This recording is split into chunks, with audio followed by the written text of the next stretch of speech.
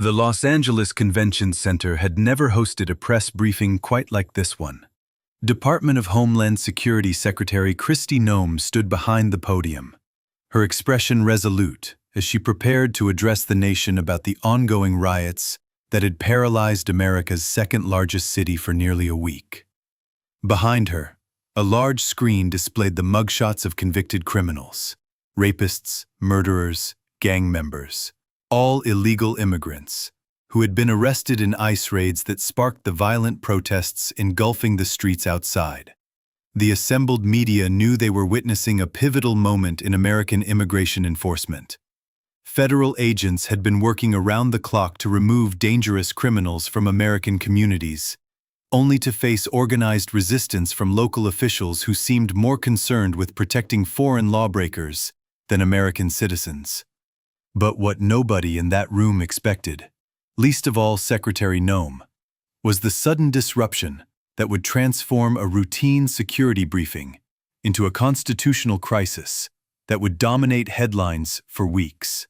Before we dive into this extraordinary confrontation that exposed the dangerous divide over criminal immigration enforcement, make sure to like this video and subscribe to our channel for more moments when political ideology collides with public safety. California Senator Alex Padilla sat in the third row, his jaw clenched as he stared at the criminal mugshots being displayed. At 52, the Los Angeles native had built his political career on defending immigrant rights, regardless of the criminal records or violent histories that brought them to American attention. The son of Mexican immigrants himself, Padilla had never forgotten the struggles his parents faced, and he had dedicated his life to ensuring that no immigrant, no matter how dangerous, would face what he considered persecution by American authorities. What those around him didn't realize was that Padilla had come to this briefing not to listen, but to sabotage, and what he was about to do would trigger a federal law enforcement response that would shock the nation. But Padilla had no idea that Secretary Noem had prepared for exactly this kind of radical left-wing disruption. Secretary Noem began her presentation with the methodical precision of someone who had spent decades in law enforcement before entering politics. Ladies and gentlemen, what you see behind me are the faces of criminals who have terrorized American communities while hiding behind the protection of sanctuary city policies. These individuals, convicted of rape, murder, drug trafficking, and armed robbery, were living freely in Los Angeles while American families lived in fear. She clicked to the next slide, revealing a man whose mugshot showed the dead eyes of someone who had chosen violence as a way of life. This individual was convicted of shooting up a high school graduation party in the 1990s, targeting American teenagers celebrating their achievements. He should have been deported decades ago, but instead was protected by the same officials who now call our enforcement efforts inhumane. The room was dead silent except for the sound of cameras clicking and reporters typing notes. Several journalists exchanged nervous glances. They had covered immigration policy for years, but had never seen such graphic evidence of the real consequences of sanctuary policies. This wasn't typical political rhetoric. Noem was presenting evidence of a systematic failure to protect American citizens that had real consequences, real victims, real families destroyed by preventable crimes. A soft murmur rippled through the press gallery as the reality of what they were witnessing began to sink in. But in the third row, Senator Padilla felt his carefully controlled composure beginning to crack. These weren't just statistics to him, they represented his core political constituency, the criminal immigrant community that had elected him to defend their interests, regardless of how many Americans they had victimized. What he was witnessing felt like a deliberate attack on everything he stood for, everything his radical left-wing ideology had taught him to prioritize over American safety. What he didn't know was that Noem had been tracking his body language since the briefing began, noting his increasing agitation with each violent criminal mugshot displayed. What happened next would stun everyone in the room and millions of Americans watching live. As Noem prepared to click to the next criminal's mugshot, Padilla suddenly stood up from his seat, his voice cutting through the formal atmosphere like a blade. "Secretary, I want to know why you insist on exaggerating and embellishing. These are just isolated incidents being blown out of proportion." The interruption hit the room like a thunderclap. Reporters spun around in their seats to locate the source of the disruption, several audibly gasping at the unprecedented breach of protocol. A photographer in the front row whispered urgently into his phone, "Something's happening here. Get the live stream ready." Secret Service agents immediately tensed, their hands moving instinctively toward their weapons as they assessed this unexpected security threat. The silence that followed was deafening, broken only by the sound of camera shutters clicking frantically. Noem paused mid-sentence, her expression shifting from professional authority to controlled alert. She had faced hostile audiences before, but never had a sitting United States senator attempted to sabotage a federal security briefing while she was presenting evidence of crimes against American citizens. "Senator Padilla," Noem said calmly, her voice carrying across the silent room, "are you suggesting that rape, murder, and armed robbery are isolated incidents that American families should simply accept as the cost of your sanctuary policies?" What Padilla couldn't have anticipated was how thoroughly Noem had prepared for this exact scenario. "I'm Senator Alex Padilla. I have questions for the Secretary," Padilla called out, his voice rising as he pushed past other attendees toward the front of the room. "Because the fact of the matter is that a half a dozen criminals that you're rotating on your Secret Service agents were already moving, their training taking over as they recognized that this wasn't a spontaneous outburst but a planned disruption of a federal security briefing. The lead agent spoke rapidly into his earpiece. "We have a disruption in the briefing room, Senator, attempting to breach the security perimeter." "This is outrageous," Padilla shouted, his desperation now evident to everyone in the room. "You're violating my First Amendment rights." "Senator," Noem replied calmly, "your First Amendment rights don't include the right to disrupt federal security briefings or to prevent American families from learning about the criminals your policies have protected. Perhaps you should spend less time defending foreign lawbreakers and more time defending American citizens." Around the room, the atmosphere had transformed from professional journalism to crisis management. Cameras that had been focused on Secretary Noem swiveled to capture the unfolding confrontation. A veteran reporter from CNN turned to her cameraman and whispered, "Are you getting this? This is going to be everywhere in 10 minutes." Reporters who had come to cover immigration policy suddenly found themselves witnessing what appeared to be a federal law enforcement incident involving a sitting senator. What happened next would dominate news cycles for weeks. "Hands off," Padilla shouted repeatedly as Secret Service agents moved to intercept his advance toward the podium. "Hands off, I'm a United States senator. This is fascism." "Senator," Noem said, her voice carrying over his shouts, "the only fascism here is your attempt to prevent Americans from learning the truth about the criminals you've been protecting. That's not democracy. That's a cover-up." The desperation in his voice was unmistakable. Several reporters later described the moment as watching a man realize that his political office wouldn't protect him from the consequences of disrupting federal law enforcement. "You're criminalizing immigration," Padilla screamed as agents restrained him. "No, Senator," Noem replied with devastating calm. "I'm highlighting criminals who happen to be immigrants. The difference is that you apparently can't tell the difference between law-abiding immigrants and violent predators. American families can.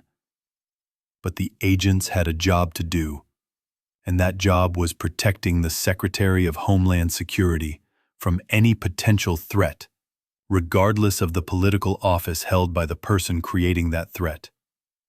They had watched Padilla's aggressive approach, heard his attempt to disrupt crucial security information, and seen his refusal to identify himself before launching his verbal attack. What nobody in the room fully understood yet was that this wasn't just a political disagreement. It was a senator of the United States attempting to prevent the American people from learning about convicted criminals living in their communities. Secretary Noem remained completely composed as chaos erupted around her, the way a seasoned law enforcement professional stays calm when others panic. She watched as Senator Padilla was wrestled toward the exit, his shouts echoing through the convention center as he fought against the agents trying to restore order to the briefing. Around the room, stunned silence gave way to urgent whispers. "I've never seen anything like this," one veteran political reporter murmured to her colleague. "A senator getting arrested at a federal briefing. This is unprecedented." But what none of them realized was that the real drama was still to come. The way that this individual acted was completely inappropriate, Noem would later tell Fox News. "This man burst into the room, started lunging toward the podium, interrupting me and elevating his voice, and was stopped, did not identify himself, and was removed from the room." But Padilla wasn't finished. Even as Secret Service agents guided him toward the door, he continued his desperate attempt to prevent Americans from seeing the evidence of criminal immigrant violence that Noem was presenting. His political career had been built on protecting this population, and he couldn't stand by while their crimes were exposed to public scrutiny. What came next would become the most dramatic moment of law enforcement accountability in recent political history.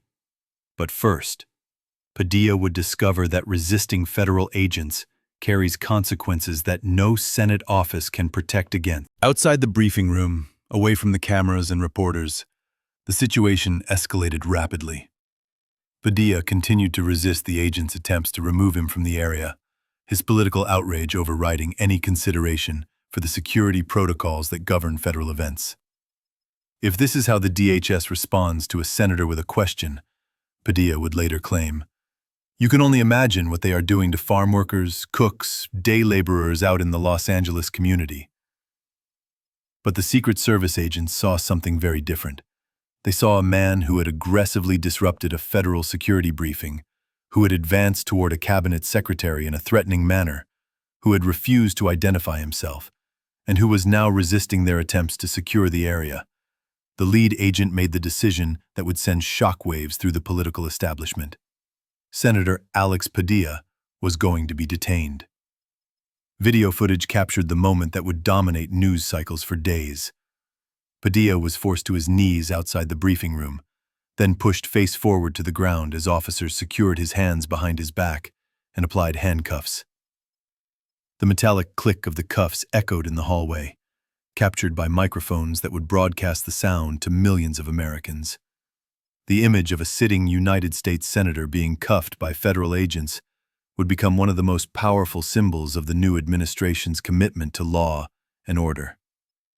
Inside the briefing room, gasps and urgent whispers filled the air as words spread about what was happening in the hallway. Inside the briefing room, Secretary Noem continued her presentation as if nothing had happened. This wasn't about politics or partisan theater. This was about presenting facts that American families needed to know to protect themselves and their communities. "We are staying here to liberate this city from the socialist and burdensome leadership that this governor and this mayor have placed on this country," she declared, referring to California Governor Gavin Newsom and Los Angeles Mayor Karen Bass, both of whom had actively obstructed federal immigration enforcement. The irony was unmistakable, and several reporters noted it in their coverage later that day. While Secretary Noem presented evidence of convicted criminals who had been protected by sanctuary policies, a senator who supported those same policies had just been arrested for attempting to prevent Americans from learning about the criminals those policies protected. The political fallout was immediate and explosive. Democratic leaders across the country began demanding explanations for why a sitting senator had been handcuffed during what they characterized as routine congressional oversight. If they can handcuff a U.S. senator for asking a question, imagine what they will do to you. California Governor Gavin Newsom tweeted, conveniently ignoring the fact that Padilla hadn't asked a question. He had attempted to sabotage a federal security briefing. Senate Minority Leader Chuck Schumer took to the Senate floor to express his outrage. "I just saw something that sickened my stomach. The manhandling of a United States senator." Again, the characterization ignored the aggressive nature of Padilla's disruption and his refusal to comply with basic security protocols. Los Angeles Mayor Karen Bass called Padilla's detention absolutely abhorrent and outrageous, writing on X that this administration's violent attacks on our city must end. The statement perfectly captured the upside-down moral framework that had dominated California politics, defending the detention of a disruptive senator while ignoring the violent crimes committed by the immigrants he was trying to protect. But House Speaker Mike Johnson saw the situation very differently. It's beneath a U.S. senator. They are supposed to lead by example. That is not a good example. Johnson told reporters, "We have to turn the temperature down in this country, not escalate it. The Democratic Party is on the wrong side. They're defending lawbreakers, and now they're acting like lawbreakers themselves." The speaker's observation cut to the heart of what had really happened in that briefing room. This wasn't about congressional oversight or legitimate questions about policy. This was about a senator attempting to prevent the American people from learning about convicted criminals living in their communities, using his political office to obstruct law enforcement and protect foreign nationals who had violated American law. What made the incident even more revealing was what happened after the cameras stopped rolling. Secretary Noem met with Senator Padilla one-on-one for 15 minutes once the press conference ended. Despite his aggressive disruption of her briefing, despite his attempt to prevent Americans from learning about criminal immigrants, despite his resistance to federal law enforcement, she treated him with the professional courtesy his office deserved. "We probably disagree on 90% of the topics, but we agreed to exchange phone numbers. We'll continue to talk and share information, and I think that's the way it should be in this country," Noem explained. "I wish he would have acted that way in the beginning, instead of creating a scene like this." The grace she showed stood in stark contrast to Padilla's behavior. While he had chosen disruption, aggression, and obstruction, she had chosen professionalism, evidence-based policy presentation, and ultimately, reconciliation. It was a perfect encapsulation of the difference between governing and activism, between protecting American citizens and protecting political narratives. The criminal mugshots that Padilla had tried to prevent Americans from seeing told their own story. These weren't asylum seekers fleeing persecution, or families seeking better opportunities. These were convicted violent criminals, rapists, murderers, gang members, who had used America's immigration system to prey on American communities while hiding behind political protection from officials like Padilla.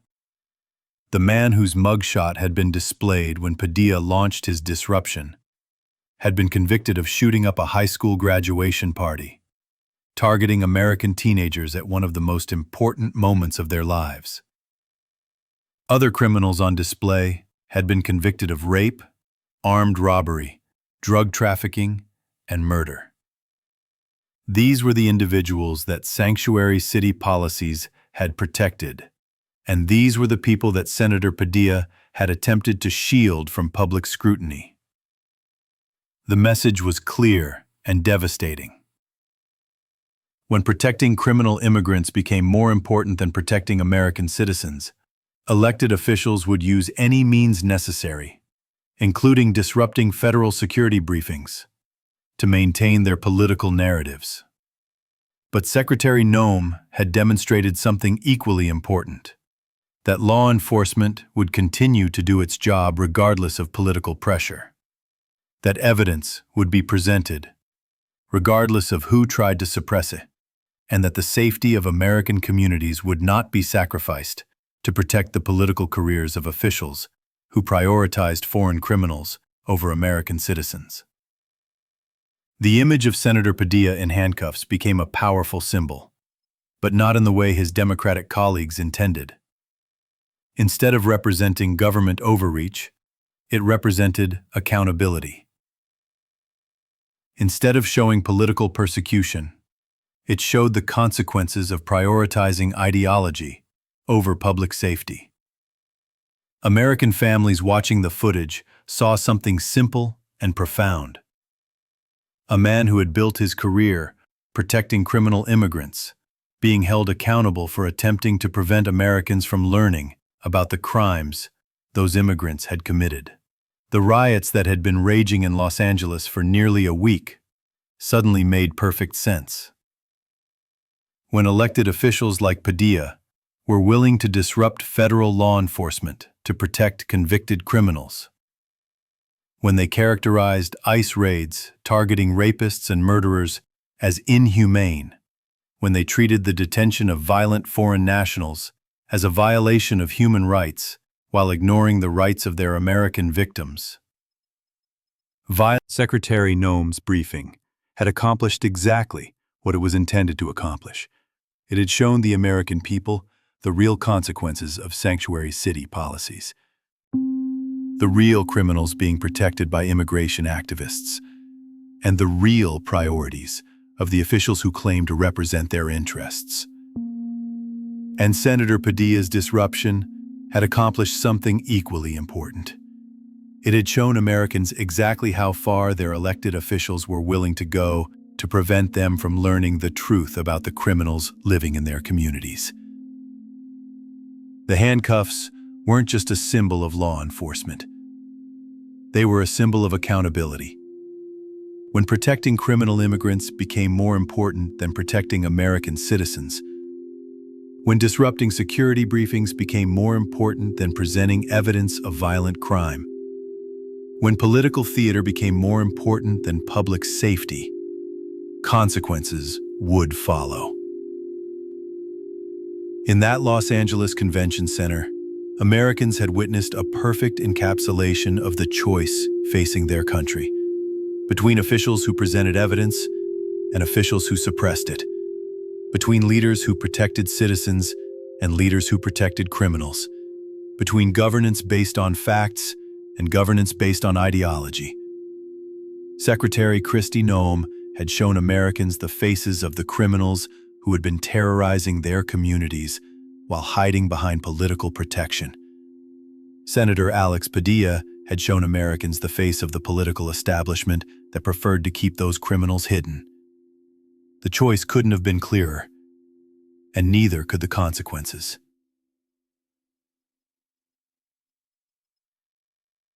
If you found this confrontation between criminal protection and public safety as revealing as we did, smash that like button and subscribe for more moments when political ideology meets law enforcement reality.